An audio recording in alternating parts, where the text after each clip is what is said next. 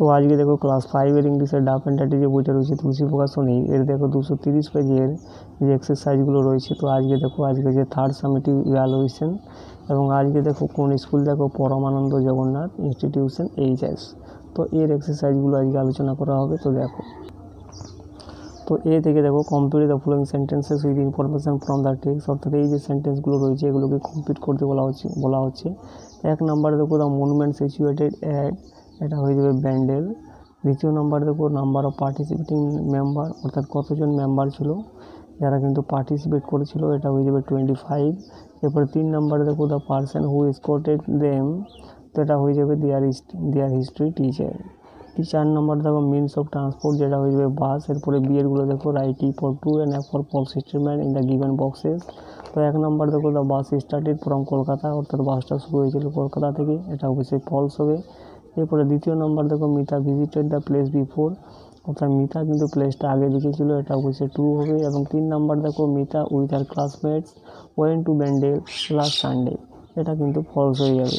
এরপরে 4 নাম্বার দেখো the history teacher wanted to know everything about the church from Mita, এটা কিন্তু ফলস হয়ে যাবে।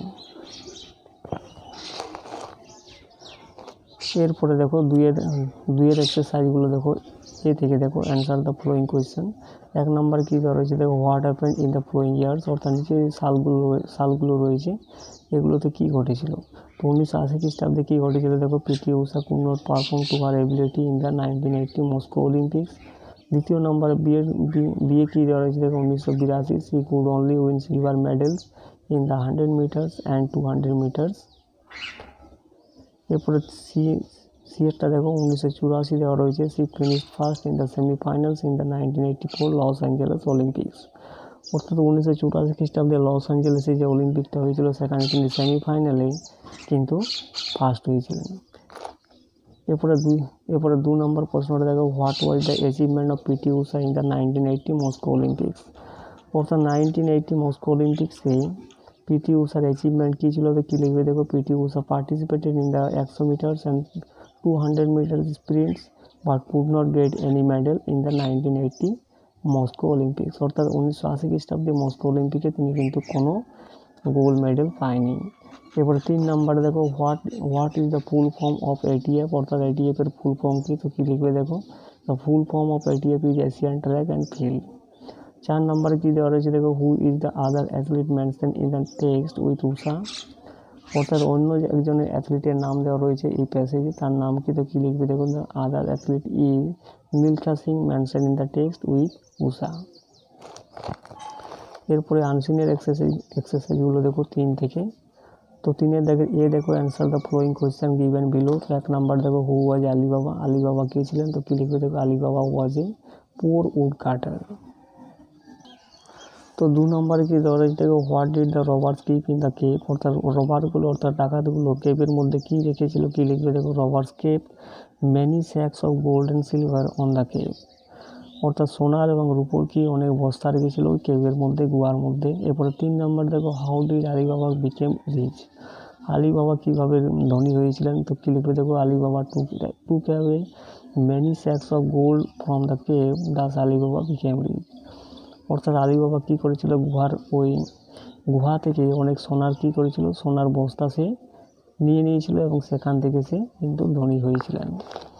এরপরে বিয়েরগুলো দেখো complete the following sentences with information from the passage, অর্থাৎ এই যে সেন্টেন্সগুলো রয়েছে এগুলোকে কমপ্লিট করতে বলা হচ্ছে। 1 নম্বর দেখো Ali Baba went to the forest to collect wood, Ali Baba ফরেস্টে কী করতে গিয়েছিল, উড অর্থাৎ কাঠ সংগ্রহ করতে। 2 নম্বর দেখো Ali Baba climbed upon a tree because he saw a band of robbers near him. 3 number কী দেওয়া রয়েছে দেখো the door of the cave open when the robber said open sesame সেম, অর্থাৎ কেবের যে দরজাটা সেটা খুলে গিয়েছিল কখন, যখন রবাররা বলেছিল ওপেন সি সেম। এরপরে সি এরগুলো দেখো fill in the blanks with antonyms of the words given in bracket, অর্থাৎ এই যে ব্র্যাকেটের শব্দগুলো রয়েছে এগুলো কিন্তু অ্যান্টোনিম লিখতে বলা হচ্ছে। ডিস্টেন্সটা হয়ে যাবে এখানে নিয়ার, এবং শার্ট মানে বন্ধ করা, ওপেন মানে খোলা, পোর্টটা হয়ে যাবে এখানে রিচ। এরপরে গ্রামার অ্যান্ড ভোকাবুলারিগুলো দেখো 4A। তো দেখো ডিসাইপল মানে শিষ্য, যেটা হয়ে যাবে কিন্তু এখানে স্টুডেন্টস, এবং রয়্যাল দেওয়া রয়েছে দেখো রাজকীয়, যেটা হয়ে যাবে কিন্তু রয়্যালটা হয়ে যাবে এখানে দেখো ম্যাজেস্টিক। এরপর 3 নম্বরে দেখো ইমেন্স, ইমেন্স মানে প্রচুর, যেটা হয়ে যাবে হিউজ মানে বড়, অর্থাৎ হিউজটা হবে এখানে। এবার সাইলেন্স, যেটা একদম নিশ্চুপ করে দিয়েছিল, যেটা হয়ে যাবে কিন্তু কিপ কোয়াইট। এবং টার্গেট, যেটা হয়ে যাবে গোল। আর প্রমিনেন্টলি, যেটা হয়ে যাবে কিন্তু ডিস্টিংক্টলি।